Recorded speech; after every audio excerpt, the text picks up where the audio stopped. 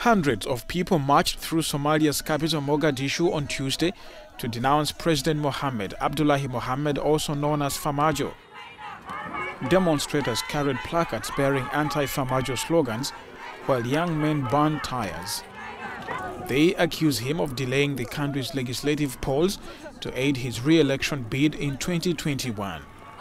Disagreements over the composition of the electoral board prevented the vote from taking place this month.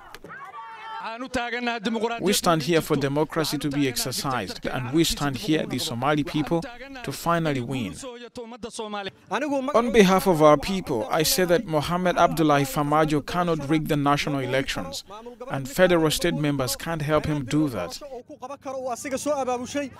There were reports of clashes between gunmen protecting the protesters and security forces. The developments came as Somalia severed ties with southern neighbor Kenya on Tuesday.